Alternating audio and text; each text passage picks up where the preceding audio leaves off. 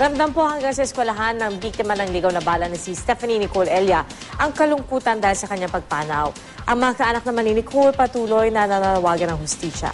May ulat on the spot si Julius Segovia. Julius? Iya sa ikalawang araw ng burol ni Stephanie Nicole dito sa kanilang tahanan sa Caloocan City, muling nanawagan ng kanyang lolo na si Mang Aquilino na sumuko na ang nagpaputok ng baril na nakapatay sa apo. Kung siya raw ang tatanungin, hindi raw sa kumbinsidong absuelto na sa krimen ng grupo ni Juan Agus. May mga impormasyon daw kasing nakakarating sa kanila na tinutok talaga sa pamilya Elia ang baril na pinaputok. Damarin ng kalungkutan tiya sa Tala Elementary School kung saan nag-aaral si Nicole. Ang dating masaya at maingay na silid-aralan, balot ngayon ng katahimikan at kalungkutan. Wala ni isang mag-aaral ang pumasok. Pinag-iisipan ng pamilya na ilipat ang burol ng bata sa paaralan para mas maluwag daw ang espasyo. Pero wala pang pinal na desisyon tiya ang pamilya kaugnay sa libing ni Nicole.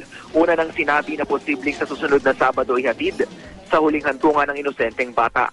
Sa pagpapatuloy naman ng investigasyon, may nakuhang slug ng 45 baril sa gate ng paaralan. Ang gwardiya nito, agad niya raw itong itinurn over sa barangay 186, ang katabing barangay kung saan naman nakatira ang pamilya Elia. Sa barangay Holpia, 4 pang slug ang dinala raw ng mga residente ngayong araw. Ayon kay Kapitan Aren Rivera, naglakas loob ang mga nasasakupan niyang i-report ang mga slag na nakita sa kanilang bakuran matapos mapanood ang walang saysay na pagkamatay ni Nicole dahil sa ligaw na bala. Wala naman daw nasaktan sa mga residente ng barangay 186. Nananawagan din si Cap sa iba pang na-i-report sakaling may ma-recover pang slug. Makakatulong din daw kasi ito sa pag-usad ng investigasyon. Yan muna Pia ang pinakasariwang balita mula pa rin dito sa Caloocan. Balik sa'yo. Julius, kamustahin ko lang yung isa pang kapatid, yung isang kapatid ni Stephanie Nicole dahil yung sa mga naunang report, talagang isa siya sa mga lubhang apektado.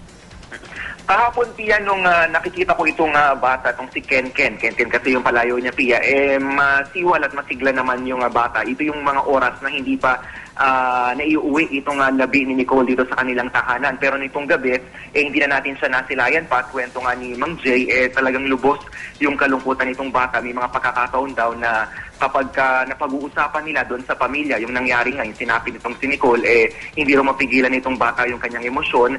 At kung minsan ay iniiba na lamang daw yung usapan tiya. Alright. Well, Julius, muli tayo nakikiramay sa kanilang pamilya. Maraming salamat sa iyo, Julius Segovia.